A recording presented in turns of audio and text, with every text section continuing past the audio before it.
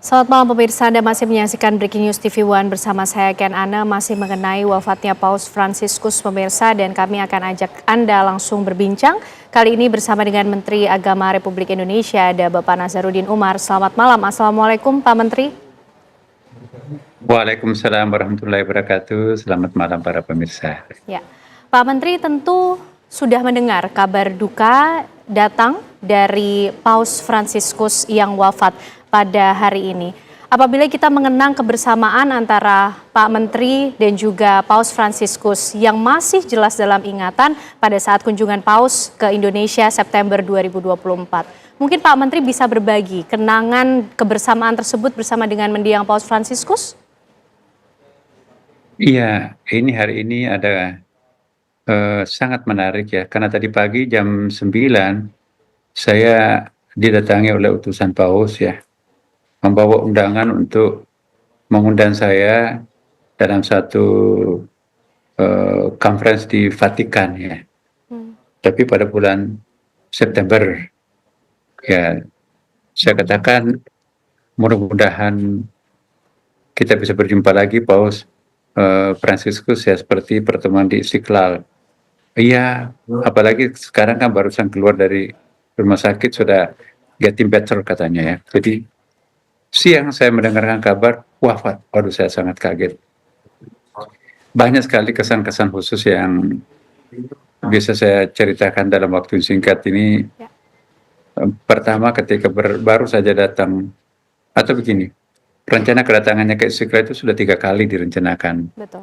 Pertama sebelum COVID, tiba-tiba COVID datang akhirnya batal. Kemudian ada perencanaan keduanya waktu itu menjelang pemilu kada. Waduh, ini pihak Vatikan menganggap jangan sampai nanti ada pengaruhnya ke persoalan politik. Akhirnya yang ketiganya baru jadi ya.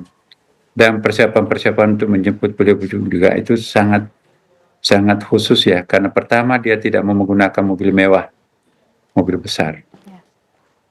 Dicarikan mobil itu masih mewah katanya, akhirnya kita pakai mobil yang sangat harga murah ya, seperti yang dipakai pada waktu itu. Kemudian juga tidak mau menggunakan hotel mewah, hotel berbintang, maka itu dia nginapnya di Kedutaan Vatikan. Kemudian tidak ingin mendapatkan di Istiqlal, juga tidak ingin menggunakan tenda yang mewah.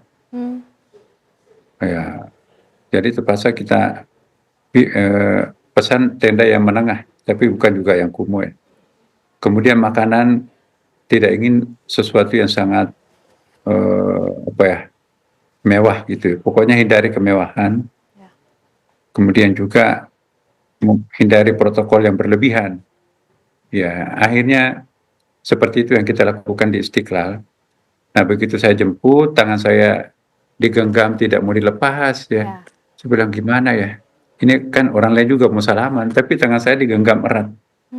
Nah, terus kita antar ke terowongan silaturahim, satu-satunya di dunia ya istilahnya, the only one in the world, itu terowongan channel itu. Saya jelaskan dalam bahasa Indonesia, kemudian diterjemahkan ke dalam bahasa Itali, tapi itu mengambil waktu karena 3 kali harus berucap ya. Nah, saya coba bahasa Inggris tapi nggak direspon. Akhirnya saya dibisikin dari belakang, Bapak, Paus itu pernah hidup di Timur Tengah sekian lama. Saya coba bahasa Arab, direspon. Jadi kata penerjemahnya, kalau begitu saya nggak usah terjemahkan. Ya nggak usah. Saya jelaskan tentang Istiqlal, tentang terowongan toleransi dalam bahasa Arab. Akhirnya nyambung. Nah, disitulah semakin akrab ya, duduk bareng. Maka di situ kami menandatangani satu deklarasi yang sangat istimewa menurut saya, karena ada 4 poin itu betul-betul sangat implementatif. Jika dibandingkan dengan deklarasi yang disampaikan, yang ditandatangani bersama oleh Grand Sheikh Al-Azhar di Dubai, itu generiknya, tetapi spesialnya, implementatifnya, ini adalah yang di Istiqlal. Karena inilah yang pertama kita mencoba untuk memperkenalkan konsep penyihatan lingkungan dengan menggunakan bahasa agama. Karena kalau bahasa politik, bahasa birokrasi, bahasa hukum sudah terlalu banyak, tapi ternyata tidak bisa menjinakkan anak manusia untuk merusak lingkungan alam. Maka kami bersepakat untuk menghimbau kepada seluruh pemeluk agama, agama apapun juga, mari kita menggunakan bahasa agama untuk mensyiarkan betapa perlunya kita memelihara lingkungan hidup ini. Ya. Kemudian kita juga mendeklarasikan menyikapi peperangan pada waktu itu, kan ada Ukraina dengan Rusia, ada Israel dengan Palestina. Kami juga menyampaikan bahwa kekerasan tidak ada tempatnya dalam agama. Atas nama apapun juga tidak boleh mentolerir adanya kekerasan itu. Ya. Kemudian kita memperkenalkan suatu konsep toleransi sejati. Toleransi sejati yang kita maksudkan bukan sekedar hidup koeksistensi sama-sama, hidup berdampingan tanpa saling mengganggu, tapi itu nggak cukup. Kita menambahkan perlunya ada rasa cinta yang sangat dalam mengikat satu sama lain. Nah, kemudian juga ada himbauan-himbauan itu untuk menyikapi perbedaan, bahwa pluralitas itu adalah sunnatullah, atau bahasa itu adalah kehendak Tuhan. Jadi jangan meratapi perbedaan, tapi syukuri perbedaan itu, karena itu adalah anugerah Tuhan. Ya, tidak indah sebuah lukisan kalau itu di kain putih dibingkai dengan emas sekalipun, tapi lukisan itu menjadi indah kalau warna-warna kontras ya. Nah, yang paling mengesankan lagi ya, saya nggak tahu ini apakah koinsidensi atau apa. Pada hari yang sama kaki saya tergelincir ya, putus tendonnya dan dioperasi di rumah sakit. Begitu saya buka TV di rumah sakit, Paus juga masuk rumah sakit hari yang sama. Nah, jadi saya telepon teman saya di katedral, Pak, ini saya lihat di TV ini Paus masuk di rumah sakit ya. Ini faktor umur atau faktor ada penyakit lain? Iya, ini faktor umur tapi juga ada faktor penyakit khusus. Ya, saya juga di rumah sakit ini. Loh, kok bisa? Teman-teman kita di katedral itu juga kaget.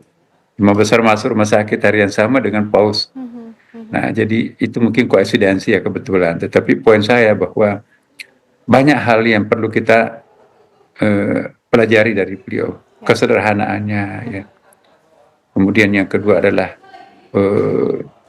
keterbukaannya. Yang ketiga bahasa tubuhnya, body language itu juga tersenyum. Coba perhatikan. Sepertinya wajah tidak pernah marah tuh. Masya Allah. Saya ketika mencium kepalanya langsung dicium tangan saya berkali-kali. Nah, kemudian juga saya ikuti medianya ya. Beberapa kali konferensi pers itu, dan salah satu pernyataan beliau bahwa saya sungguh sangat terkesan dengan kunjungan saya ke Istiqlal. Ya. Di situ banyak tokoh-tokoh agama yang ikut bersama menyaksikan penandatanganan deklarasi Istiqlal itu. Dan tentu saja kesan lain, saya mendapatkan hikmahnya juga diundang di beberapa negara untuk mendiskusikan tentang deklarasi bersama Istiqlal itu. Ya, termasuk di Amerika, termasuk di Uzbekistan dan Bali juga, Mesir, itu sudah pernah didiskusikan tentang konten daripada deklarasi Istiqlal ini. Deklarasi ini dianggap khusus karena baru kali ini ada himbauan religi untuk menyelamatkan planet bumi kita ini. Dan itu saya kira juga merupakan krisis global sekarang ini. Climate change itu terjadi, itu karena kerusakan alam. Nah, partisipasi terbesar umat beragama, manakala mereka sadar bahwa merusak lingkungan itu adalah sebuah dosa. Jadi dosa itu hanya bukan melukai umat manusia, tapi melukai tumbuh-tumbuhan, binatang, alam semesta, itu pun juga harus dianggap dosa. Jadi kami baru merancang model pelatihan pelestarian lingkungan dengan menggunakan kitab suci, ya, terutama Bible dengan Al-Quran. Ya, belum finish ya, baru kami tahap ada beberapa modul-modul yang kita akan buat. Bagaimana supaya umat beragama itu bisa sadar secara religi untuk merawat kelestarian alam lingkungan ini. Tapi beliau sudah wafat ya. Dan kami berharap semoga warisan intelektual, warisan spiritual, warisan message yang pernah disampaikan oleh Paus terutama kepada kaum Katolik ya kan, tetap bisa hidup di dalam hati teman-teman semuanya, para warga Katolik. Dan tentu saja saya pribadi maupun juga sebagai Menteri Agama dan Imam Besar Masjid Istiqlal mengucapkan duka cita yang sangat dalam atas kepergian tokoh kemanusiaan yang luar biasa ini. Tentu semoga bisa menjadi pembelajaran, lesson learning buat kita semua yang masih hidup ini untuk belajar kearifan, belajar keteladanan, belajar kesederhanaan, belajar kesantunan, dan belajar kearifan terhadap seorang yang kita kenal sebagai Paus Fransiskus ini. Ya. Iya. Pak Nazarudin Umar, nampak begitu banyak kesan mendalam yang kemudian ditinggalkan dari pertemuan antara Pak Menteri dan juga Paus Fransiskus kala itu di Indonesia, khususnya di Masjid Istiqlal. Dengan sederet kenangan yang begitu mendalam tersebut, lalu rencana ke depan juga Pak Menteri, apakah juga diagendakan ataupun juga ada rencana untuk menghadiri upacara pemakaman di Vatikan, Pak Menteri? Iya, seperti wafatnya Paus Johannes Paus yang dulu ya, saya juga mendapatkan undangan untuk menghadiri pemakaman. Jadi saya hadir bersama beberapa teman di Indonesia, termasuk Gus Dur ya, di Vatikan pada saat itu ya. Kemudian seandainya ini di Indonesia, pasti saya terbang ya untuk menengok ya, karena beliau adalah tokoh kemanusiaan yang sangat bagus. Beberapa hari yang lalu juga seorang tokoh besar dari Katolik yang meninggal ya di katedral di Semayangkan, saya juga hadir ya. Uskup apa namanya itu, Uskup NTT ya. Nah, kali ini adalah Paus. Tapi untuk berkunjung ke sana ya sebagai pejabat publik mungkin saya terikat dengan peraturan perundang-undangan ya. Tentu harus ada mendapatkan izin dari Bapak Presiden dan tentu juga masalah-masalah pembiayaan dan sebagainya itu harus kita sesuai dengan ketentuan yang berlaku ya. Tetapi kami sudah mengirim pesan-pesan dan insya Allah artikel-artikel juga saya sudah siapkan untuk beberapa media meminta ya. Dan kemudian juga pasti Bapak Presiden kita lebih arif ya untuk menanggapi peristiwa ini, karena saya tahu persis bahwa beliau juga sangat konsen dengan ketokohan Paus Fransiskus ini. Iya. Baik, Pak Menteri, lalu mungkin ada juga kah Pak kenangan mungkin yang sempat disampaikan oleh Paus Fransiskus pada saat itu bertemu dengan Pak Menteri, mungkin pesan secara pribadi ataupun mungkin cita-cita yang sempat disampaikan oleh Paus Fransiskus pada saat itu? Iya, secara sangat spesial sih enggak ada, karena beliau hemat bicara ya. Tetapi saya bisa merasakan bahasa tubuhnya dan genggaman tangannya tidak mau melepaskan tangan saya dan mencium tangan saya berkali-kali. Itu juga suatu simbol keakraban yang bagi saya itu sangat-sangat dalam ya. Sampai pulang berkali-kali saya jabat tangan. Jadi sepertinya nggak mau pisah. Dan saya juga membaca di laporan-laporan kunjungannya, salah satu kunjungan yang sangat menarik buat Paus Fransiskus, katanya beliau adalah kunjungannya di Masjid Istiqlal, karena bisa berjumpa dengan sejumlah tokoh-tokoh agama dengan penuh keakraban. Jadi dia merasa seperti Indonesia ini merasa sangat tenang, sejuk, damai, dan tidak ada gangguan apapun. Jadi dia merasa sangat at home ya, sangat merasa seperti rumahnya sendiri di Indonesia ini. Ya, itu saya kira kesan yang sangat mendalam tuh. Jadi kita semuanya tokoh agama perlu belajar terhadap kesederhanaan, kejujuran, kepasrahan, dan juga bahasa tubuh yang sangat tawadu, yang sangat muru'ah.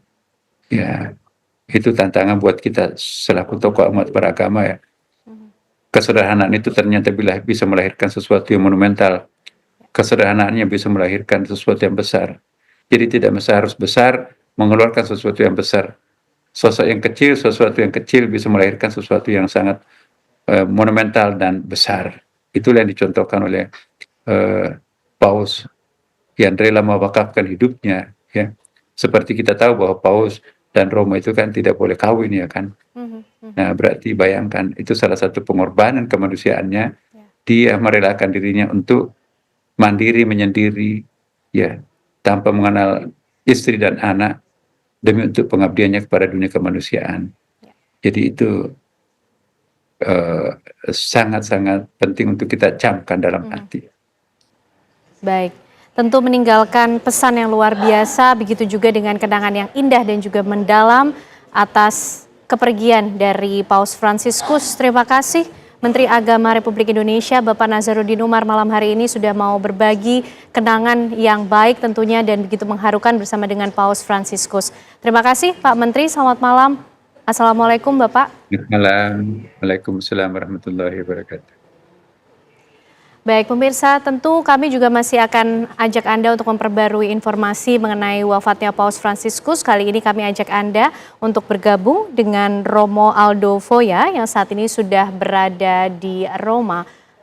Selamat malam waktu Indonesia, Romo Aldo. Selamat malam waktu Indonesia, selamat siang waktu Roma. Ya, Romo Aldo Terima mungkin. kasih. Ya, tentu kami juga berterima kasih Romo malam hari ini sudah mau bergabung di Breaking News TV One. Tentu yang ingin diketahui juga oleh pemirsa, bagaimana kemudian situasi terkini di Roma, Romo Aldo, atas wafatnya Paus Fransiskus. Baik, terima kasih. Tadi pagi memang tidak ada lonceng dari Vatikan yang menandakan Bapak Paus telah pergi. Tetapi sesudah konferensi tadi baru dibunyikan lonceng dan banyak orang yang saat ini ada di Piazza San Pietro. Semua orang datang dengan duka cita yang mendalam karena kemarin Bapak Paus masih mengikuti misa. Saya juga kemarin hadir misa merayakan Paskah. Dan sudah perayaan Ekaristi selesai, Bapak Suci turun ke Piazza San Pietro untuk menyapa seluruh umat yang hadir. Dia sempat memeluk beberapa anak kecil, bayi yang dibawa oleh umat itu, dan dia memeluk dengan sangat erat lalu tetap seperti kebiasaannya memberikan sesuatu untuk anak-anak itu. Itu sesuatu yang luar biasa. Ya. Romualdo, mungkin bisa dibagikan cerita di hari-hari akhir Paus Fransiskus di Vatikan ini seperti apa? Sempat kemudian memimpin misa dalam Trihari Suci kemarin atau ada kemudian pesan khusus yang disampaikan pada saat homili ataupun khotbah pada saat itu, Romo? Oke, baik. Sebetulnya selama Pekan Suci Bapak Paus tidak memimpin perayaan Ekaristi, satu pun tidak. Kecuali Bapak Paus pada waktu Minggu Palma, secara mengejutkan dia muncul di depan publik. Dan itu di luar agenda, di luar rencana. Dan orang kaget ketika Bapak Paus datang dengan kursi roda untuk menyalami semua orang. Lalu waktu Sabtu Suci kemarin, Bapak Paus juga muncul sebelum perayaan Ekaristi dimulai. Jadi dia selalu penuh kejutan. Saat perayaan hari Minggu Paskah kemarin, dia muncul untuk memberikan berkat untuk kota dan dunia. Dan sesudah itu, sebetulnya karena sakitnya berat, dia sebetulnya tidak boleh turun untuk menyalami umat. Tetapi dia bilang, saya tetap turun untuk menyalami semua umat yang hadir. Apalagi tahun ini, tahun jubileum, banyak sekali orang dari berbagai belahan dunia datang. Dan satu hal yang menarik adalah, meskipun Bapak Suci sebetulnya tidak bisa berbicara dengan baik lagi, hanya beberapa kata yang dia ungkapkan, tetapi dia tetap berusaha untuk menyampaikan itu dengan pesan Paskah yang sangat dalam kemarin. Kalau kita dengar dengan baik, dia selalu menekankan, dia bilang, di mana tidak ada kedamaian, di situ tidak ada kebebasan. Dia peduli dengan banyak kejadian, terutama perang di Palestina. Dia menyebut secara khusus untuk komunitas Palestina, komunitas Kristen, semua orang yang ada di daerah konflik. Dia menyebut juga di Asia, di Myanmar. Dia menyebutkan banyak orang yang menjadi korban. Jadi Bapak Paus, kalau dalam perjumpaan publik atau dalam khotbah-khotbahnya, kelompok yang paling dia perhatikan secara serius itu adalah para korban, orang-orang yang tertindas itu. Sehingga sebetulnya bukan hanya dia peduli pada mereka, tapi dia menjadikan dirinya adalah saudara mereka yang mewartakan kepada dunia bahwa ini loh situasi yang menderita yang sebenarnya tidak boleh terjadi. Itu pesan-pesan yang menurut saya baik sekali untuk kita bawakan. Di mana tidak ada kedamaian, tidak mungkin ada kebebasan untuk apapun di situ.